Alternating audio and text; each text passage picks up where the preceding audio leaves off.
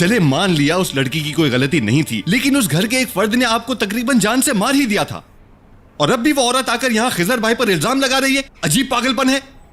तुम क्यों इतने जोश में हो जहान? क्या अजीजा की हालत नहीं देखी थी तुमने? कितना चीख रही थी वो।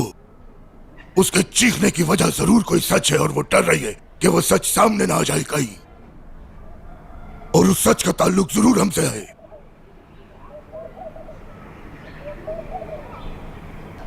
क्योंकि अब सब कुछ उसकी मर्जी से नहीं हो रहा बाबा,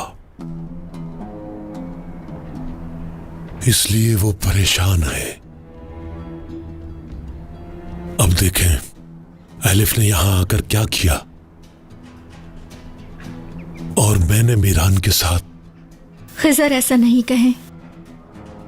तो और क्या करना था आपने भाई, बताइए मुझे। क्या हम अपनी बेटी उस घर में भेज देते जिसने आपको कत्ल करने की कोशिश की? क्यों खुद को अजियत देना चाहते हैं? अगर मैं भी होता तो यही करता, और किया भी है। अपने बच्चों की हिफाजत के लिए मैं खामोश रहा, क्योंकि ये मेरे लिए हर चीज से बढ़कर हैं। बाबा को देखें, इन्होंने भी हमारे लिए यही सब कुछ किया होगा।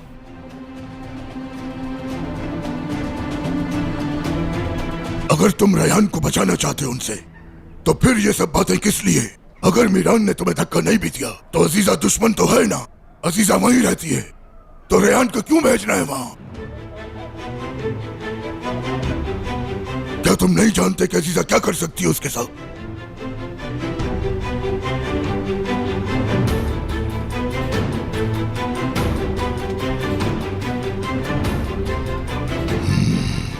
ऐसे क्या देख रहे हो मुझे? रेहान भी एक शादुलो है, रेहान भी एक शादुलो है। मेरे बेटे की बेटी इस घर की बेटी है। मैं यही बात समझाना चाहता था बाबा, नहीं रोक पाया खुद को। उसकी आंखों में दर्द और तकलीफ नहीं देख सकता था मैं, बर्दाश्त नहीं होता मुझसे। बस यही सोचता था कि क्या करूं, लेकिन आज मैं खुश हूं। एलिफ को देखा आप लोगों ने, कितनी बहादुर है वो। उसने हमारे घर पर आकर एतराफ किया, फिर मैं कैसे खामोश रह सकता था?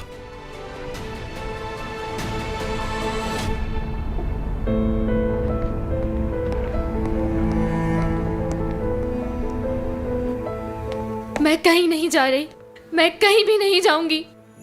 आज से अपनी जिंदगी के फैसले मैं खुद करूंगी, दादी जान नहीं।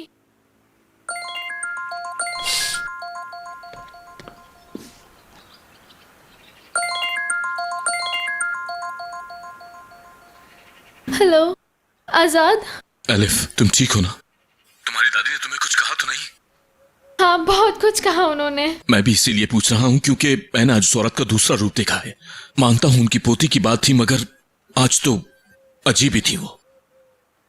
दादी मुझे मुल्क से बाहर भेज रही हैं आजाद।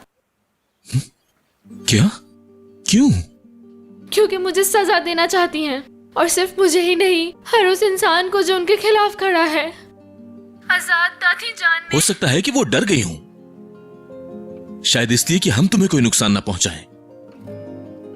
लेकिन एलिफ, सिर्फ तुम्हारी दादी ऐसा सोच सकती हैं, क्योंकि उन्हें लगता है कि सब लोग उन्हीं की तरह हैं। एलिफ, इस बात का यकीन रखो कि हमारी तरफ से तुम्हें कोई नुकसान नहीं पहुंचेगा। जानती हूँ, और मुझे दादी जान की कोई भी परवाह नहीं है। मैं सिर्फ अपनी गलती को सुधारना चाह रही थी, और मुझे लगा मेरे बताने के बाद सब कुछ ठीक हो जाएगा, लेकिन ऐसा नहीं हुआ। खुद को परेशान मत करो। किसी की परवाह किए बगैर तुमने सच कहा, वही किया जो सही था। लेकिन कुछ फायदा नहीं हुआ, ना ही कुछ ठीक हुआ, बल्कि मुझे फैमिली से दूर किया जा रहा है, इस घर और तुमसे भी।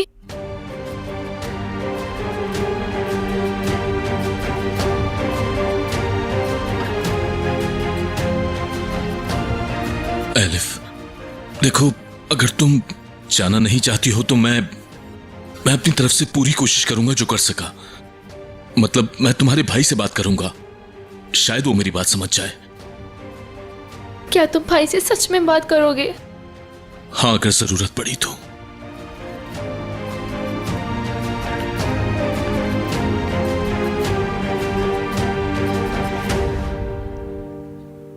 क्या तुम मेरे भाई और रेहान को दोबारा मिला सकते हो प्लीज? एलिफ, मुझे वो करने को कहो जो मैं कर सकता हूं। मैं जानता हूं कि तुम बहुत अच्छी लड़की हो और तुम्हारे लिए जो भी कर सका वो जरूर करूंगा मैं। एलिफ, मुझे कुछ जरूरी काम है इसलिए जाना होगा अभी। तुम अपना ख्याल रखना, परेशान होने की जरूरत नहीं, बहुत जल्द सब कुछ ठीक हो जाएगा। बाय।